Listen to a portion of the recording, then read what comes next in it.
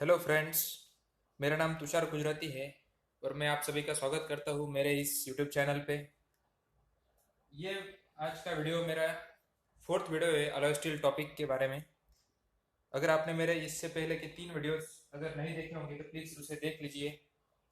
सो हम स्टार्ट करते हैं आज के टॉपिक के साथ में। सो आज का हमारा टॉपिक है क्लासिफिकेशन ऑफ अलॉय स्टील्स, और इसे हम ये भी कह सकते हैं कि typical examples of alloy steels. So हम देखेंगे वन बाय वन एक एक एग्जांपल। सो हमारा पहला क्लासिफिकेशन है free cutting steel. Free cutting steel क्या होता है? फ्री कटिंग स्टील ऐसे स्टील होते हैं this steels can be machine और कट कैन बी मशीन और cut with fast speed because of their high machinability and hence known as free cutting steels. So ये ऐसे स्टील है जो कि मशीनिंग इजीली हो सकता है उनका, हम उन्हें इजीली कट कर सकते हैं with fast speed. Fast speed से हम कट कर सकते हैं because they are having high machinability and hence the name is free cutting steels. So low carbon steel के बारे में आपको पता ही होगा। लो कार्बन स्टील कैसा होता है? वो बहुत ही सॉफ्ट होता है। लो कार्बन स्टील सॉफ्ट होता है।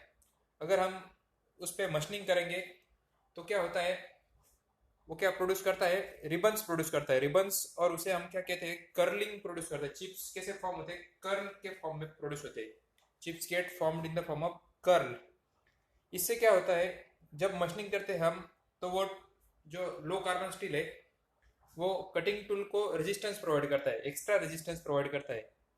इससे क्या होता है, रफ सरफेस प्रोड्यूस होता है। जो भी सरफेस हमें फिनिशिंग चाहिए थी वो रफ प्रोड्यूस होती है। सो इससे क्या होता है कि टूल का हीटिंग होता है। It produces heating of the tool. Basically आपको पता होगा कि लो कार्बन स्टील की मशीनेबिलिटी अच्छी होती है। इसलिए अगर हम मशीनिंग करते हैं उससे तो they because of curling action, curl वो रफ सरफेस प्रोड्यूस करता है और उससे क्या होता है, टूल का हीटिंग होता है। सो अगर हमें ये ड्रॉबैक रिमूव करने का है, अगर हमें यह ड्रॉबैक रिड्यूस करने का है तो हम क्या करेंगे, उसमें क्या करेंगे, हम कुछ अलोइंग एलिमेंट्स ऐड करते हैं। तो यहाँ पे दिया है, ये मैग्नीशियम नहीं, यहाँ पे मैंगनीज होना चाहिए, Mn। Manganese, sulphur and phosphorus are added to improve machinability. हम इसमें क्या ऐड करते हैं फिर? Manganese, sulphur and phosphorus add करते हैं। इससे क्या होता है, चिप फॉर्मेशन इजीली हो जाता है और चिप का ब्रेकिंग भी इजीली हो जाता है। और इससे क्या होता है, मशीनेबिलिटी इंप्रूव होती है।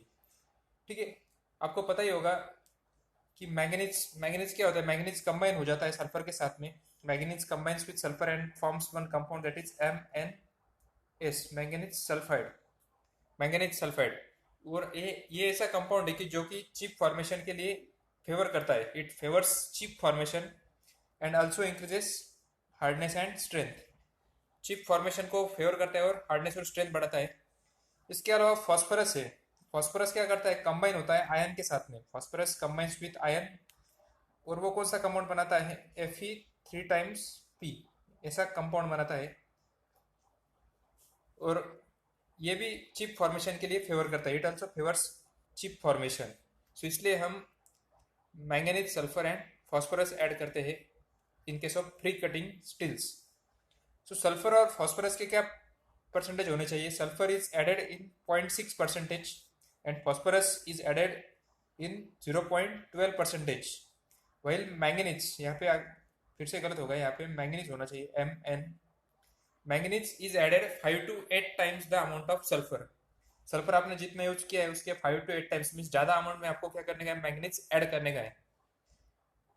ठीक है, सो ये था लो कार्बन स्टील के बारे में। अगर आप हाई कार्बन स्टील की मशीनेबिलिटी इंप्रूव करना चाहते हैं, क्योंकि हाई कार्बन स्टील की मशीनेबिलिटी कम होती है, अगर आपको उसकी मशीनेबिलिटी इंक्रीज करने की है तो आप उसमें क्या ऐड करेंगे? लीड ऐड करेंगे।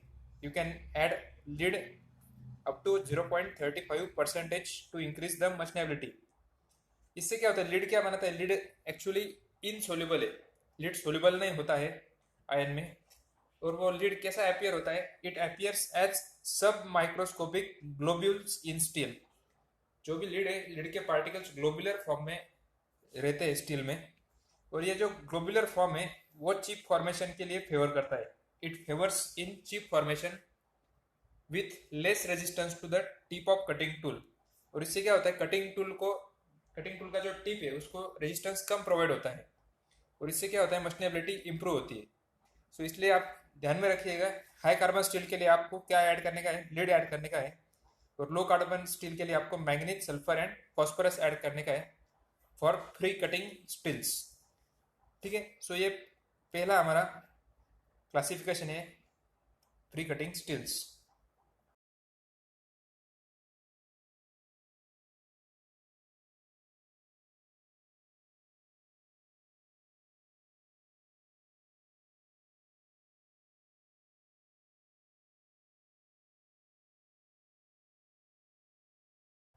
यहाँ पे सेकंड सेकंड एग्जांपल है high strength low alloy steel.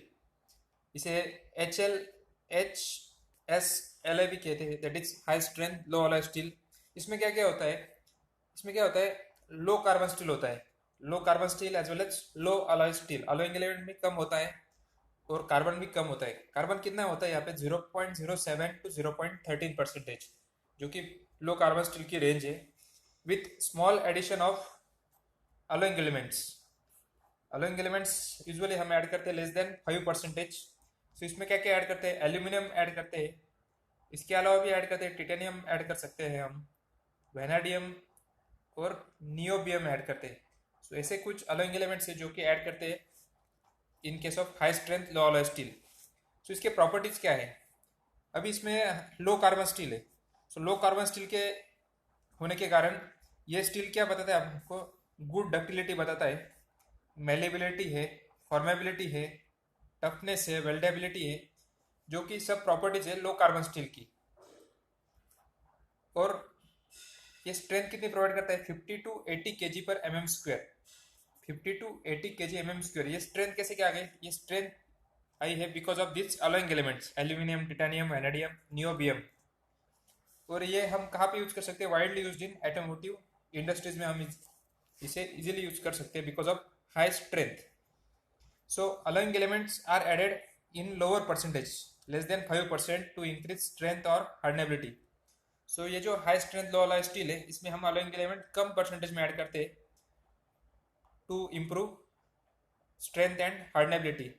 और अगर आप large परसेंटेज में यूज करते हैं alloying element to achieve special properties such as corrosion resistance, अगर आप हायर परसेंटेज में यूज करेंगे तो corrosion resistance भी improve होगा।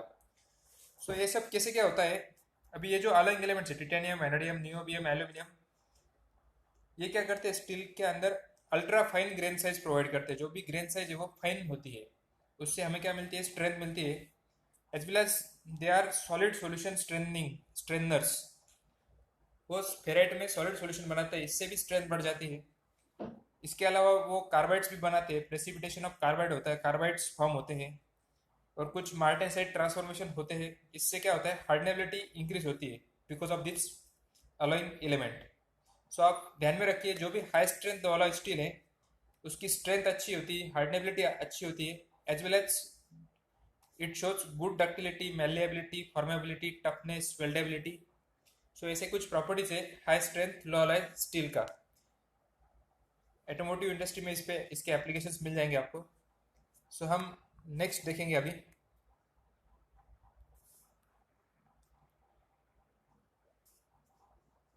नेक्स्ट क्लासिफिकेशन है मैरेजिंग स्टील्स। सो मैरेजिंग स्टील्स क्या होता है, maraging steels are steels which are known for possessing superior strength, toughness without losing malleability, although they can hold a good cutting edge. So maraging steel क्या होता है actually, अभी यहाँ पे मैरेजिंग ये जो वर्ड है वो टू वर्ड्स का मिलके है। इसमें पहले तीन वर्ड्स है MAR, दैट इज मार, और सेकंड वन इज एजिंग, मार एंड एजिंग। सो मार का मतलब क्या होता है, यहाँ पे मार्टेनसाइट ट्रांसफॉर्मेशन होता है। मार का मतलब क्या होता है, मार्टेनसाइटिक ट्रांसफॉर्मेशन। एंड एजिंग का मतलब क्या होता है, ये एजिंग प्रोसेस है।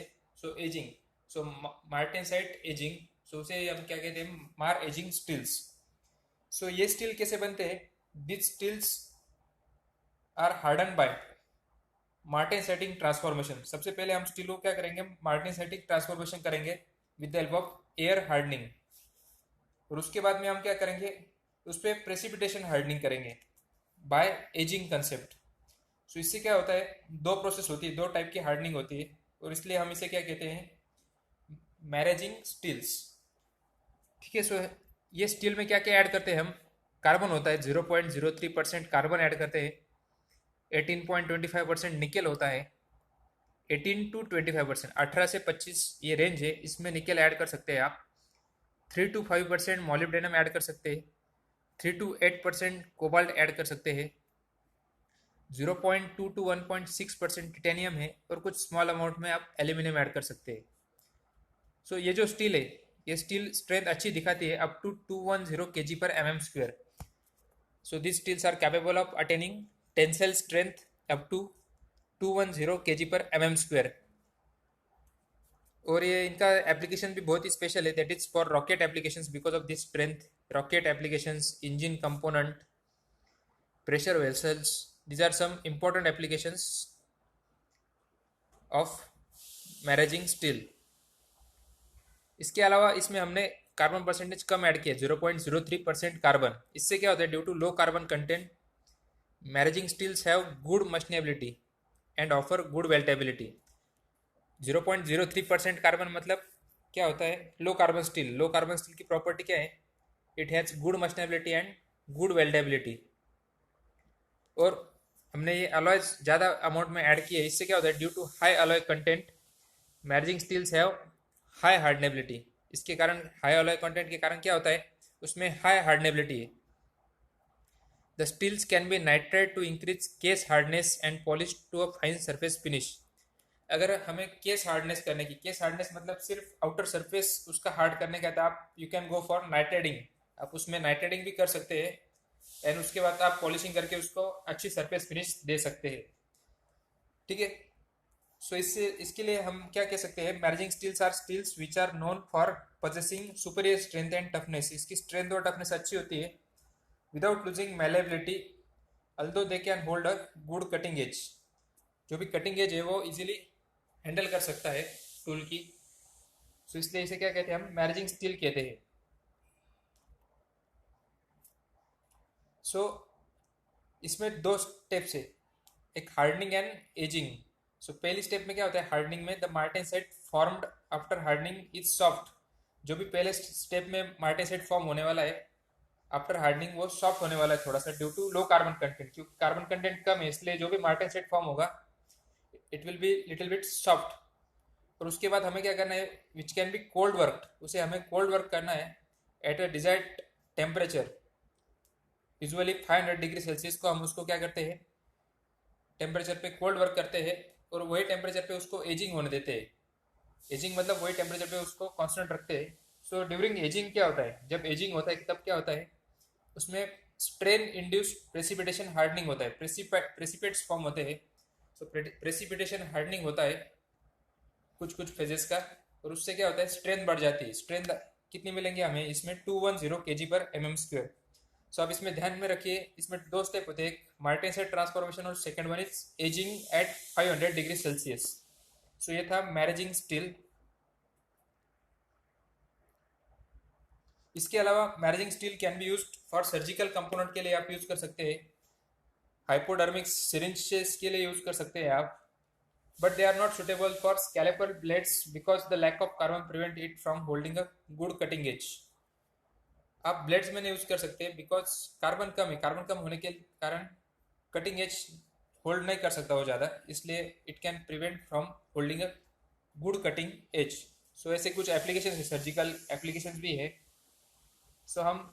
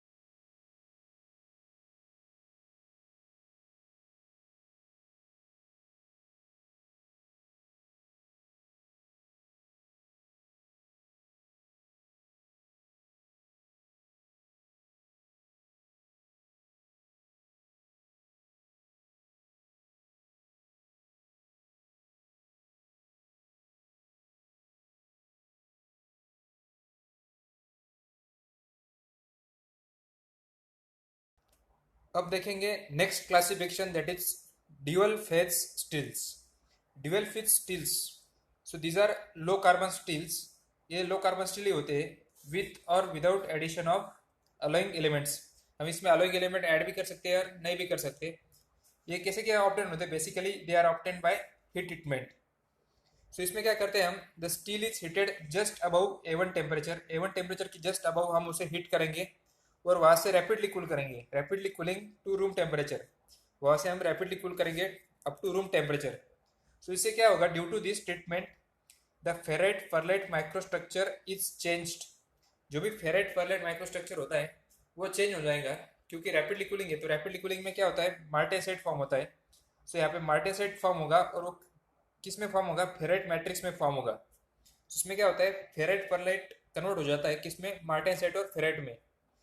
सो इसलिए आप देख सकते हैं यहाँ पे दो फेज बन गए। There are two phases, one is martensite and other one is ferrite.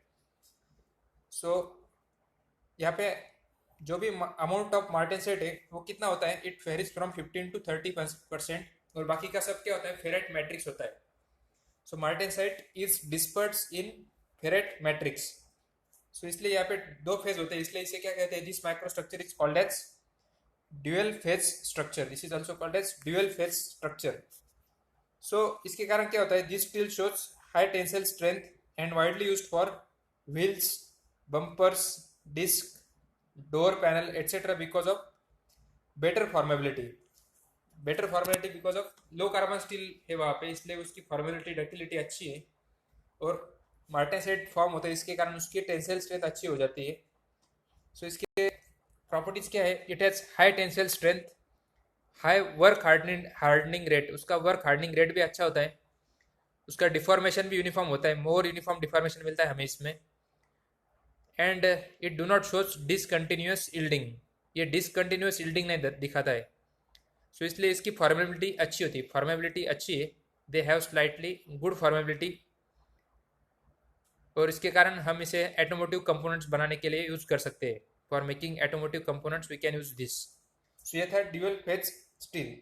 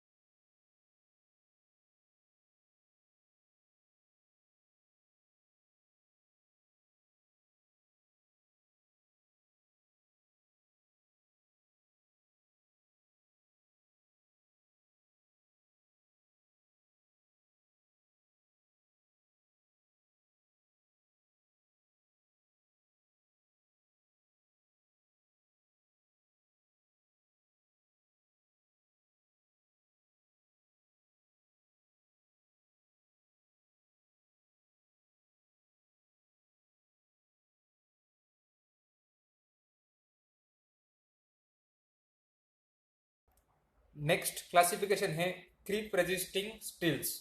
So this steels are used for high temperature application. हम ये स्टील हाई टेम्परेचर एप्लीकेशन के लिए यूज करते हैं, सच एज थर्मल और hydro power plants, because of their high temperature resistance, oxidation resistance and corrosion resistance. So इसमें हम क्या क्या ऐड करते हैं, to increase temperature resistance we add tungsten, molybdenum, vanadium, chromium, cobalt, ऐसे हम मटेरियल्स ऐड करते हैं, जिससे क्या होता है, क्रीप रेजिस्टेंस बढ़ता है। क्रीप रेजिस्टेंस मतलब हाई टेम्परेचर को जो भी कंपोनेंट्स है वो फेल नहीं होने चाहिए, that is called as creep resistance. So ये जो एलिमेंट्स है, टंगस्टन, मोलिब्डेनम, वेनेडियम, ये क्या करते हैं, स्ट्रॉन्ग कार्बाइड फॉर्मर्स है, ये कार्बाइड फॉर्म करते हैं। हेंस ये जो कार्बाइड्स है ये क्या करते हैं, ये इंक्रीजेस रेजिस्टेंस टू सॉफ्टनिंग। जो भी सॉफ्टनिंग को रेजिस्टेंस है वो इंक्रीज करते हैं। As well as tempering resistance increases at elevated temperatures. जो भी हायर टेम्परेचर है वहाँ पे ये सॉफ्ट नहीं होते हैं, रेजिस्टेंस प्रोवाइड करते हैं बाय फॉर्मिंग कार्बाइड्स। और अगर अगर हमें हाई टेम्परेचर पे ऑक्सीडेशन रेजिस्टेंस भी प्रोवाइड करने का है तो हम उसमें और क्या ऐड कर सकते हैं? You can add chromium, you can add for oxidation resistance, silicon you can add aluminum to avoid oxidation resistance at higher temperature. So these are creep resisting steels.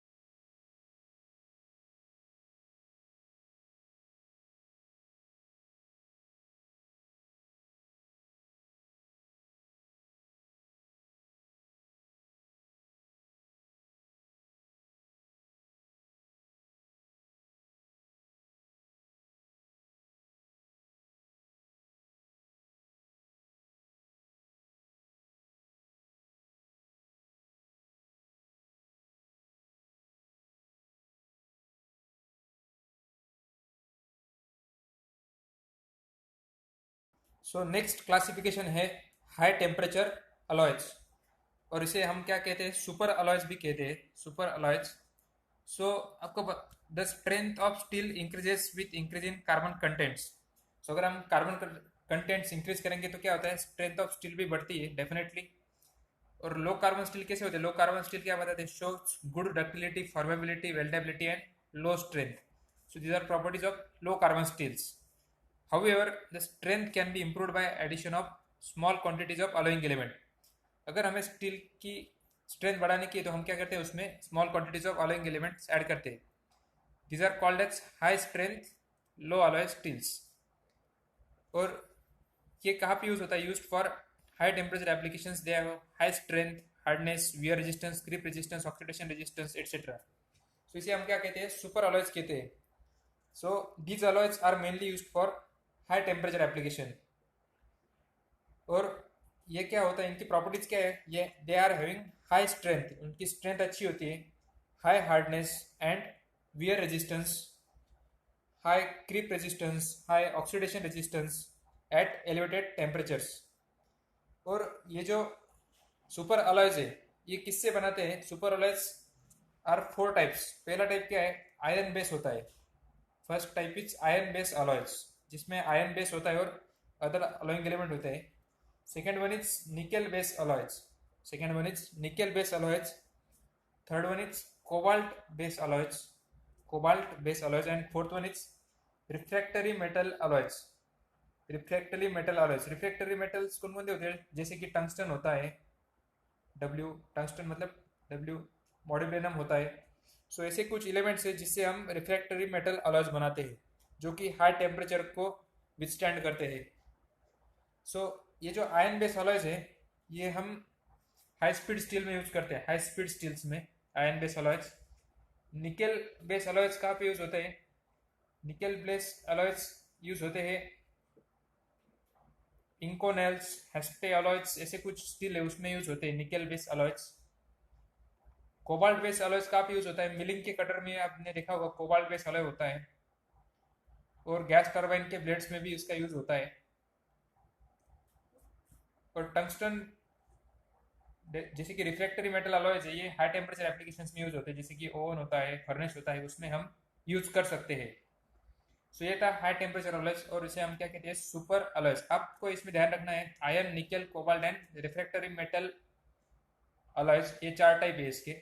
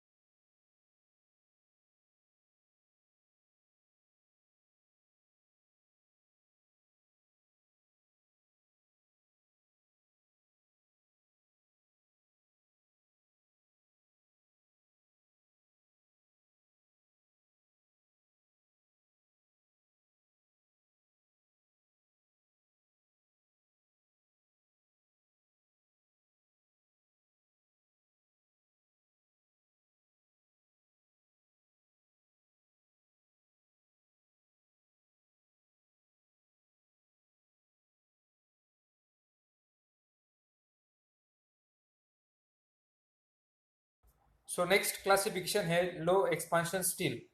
सो ये ऐसे स्टील है, this steels have very low coefficient of expansion. They are having low coefficient of expansion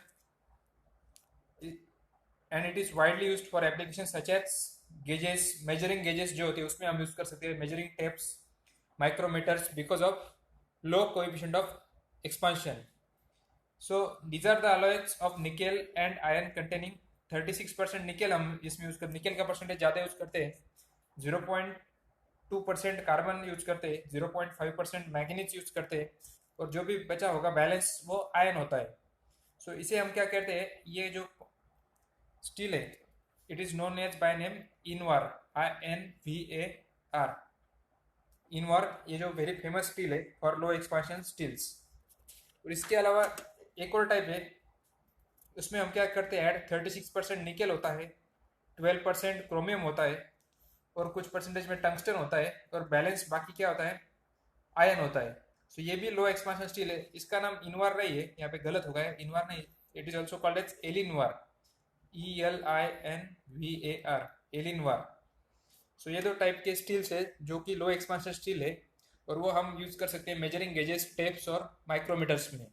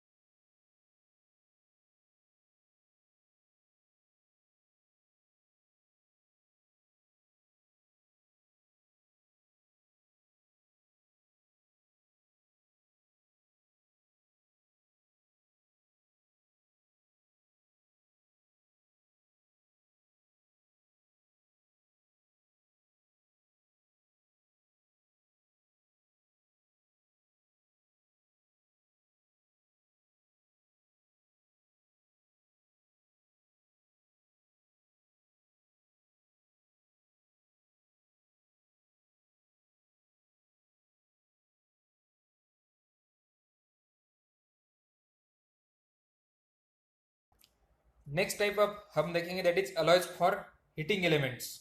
so heating element कौन कौन से होते हैं, so large number of heating devices, जैसे कि फर्नेस होता है, ओवन है, उनको क्या रहता है, स्पेशल मटेरियल्स रिक्वायर्ड होते हैं for conversion of electrical energy into heat. So this materials should have high resistance to oxidation, यहाँ पे ऑक्सीडेशन कम होना चाहिए, सफिशिएंट स्ट्रेंथ होनी चाहिए, एंड गुड रेजिस्टिविटी होनी चाहिए. सो ये सब हाई टेम्परेचर पे विथस्टैंड होना चाहिए, it should be withstand at high operating temperatures. So इसके लिए सम स्पेशल स्टील्स अवेलेबल है. पहला है nickel chromium alloy. Nickel chromium alloy, इसे क्या कहते हैं, नाइक्रोम भी कहते हैं, it is also known as nichrome. Is suitable up to temperature of 1150 degree Celsius. इसके अलावा और एक अलॉय है that is iron chromium and aluminium alloy. इसमें क्या क्या ऐड करते हैं, आयन होता है, क्रोमियम होता है, और एल्यूमिनियम होता है. सो ये 1300 डिग्री सेल्सियस पे विथस्टैंड कर सकता है. इसे हम टेक्निकल नेम, इसका नेम है कैंथल, KANTHAL, of this ion chromium and aluminium alloy. इसके अलावा यहाँ पे प्लेटिनम अलॉयज भी है, वो हम 1480 डिग्री सेल्सियस पे यूज कर सकते हैं. मॉलिब्डेनम टंगस्टन अलॉय है जो कि 1750 अप टू 2500 डिग्री सेल्सियस तक हम यूज कर सकते हैं, because of they are having melting points higher, that's why their temperature range, working temperature range also increases. ठीक है. सो ये बहुत ही इंपॉर्टेंट अलाइंग एलिमेंट्स है, nichrome alloy, Kanthal alloy, platinum, molybdenum, tungsten, these are very important alloys for heating elements. और last case है यहाँ पे that is rail steels. Rail steel क्या होता है, जो भी हमारी रेल की पटरी होती है उस पर जो रेल होता है, वो रेल का जो स्टील होता है वो कैसा होता है, वो मीडियम कार्बन स्टील होता है, having carbon in the range of 0.4 to 0.6. यहाँ पे गलत हो गया है, दैट इज 0.4 टू 0.6% और 7%, with small addition of manganese and chromium up to 1% are use for making rails. So आप मीडियम कार्बन स्टील यूज़ कर सकते हैं और उसमें मैंगनीज और क्रोमियम अलॉय ऐड कर दीजिए। सो इससे क्या होता है, वो कौन सी प्रॉपर्टी दिखाता है, this steel shows a good combination of strength, ductility, high impact resistance and fatigue resistance. ये सभी प्रॉपर्टीज हमें रिक्वायर्ड है रेल्स में। So that's why strength, ductility, high impact resistance and fatigue resistance are very important properties here. So ये थे सब classification of alloy steel. Classification कह सकते हैं या उसे एग्जाम्पल्स कह सकते हैं स्टील के, जो हर एक क्लासिफिकेशन का डिफरेंट प्रॉपर्टीज है और डिफरेंट उसके एप्लीकेशंस है। So thanks for watching my video friends, don't forget to subscribe my channel. Thank you so much for watching.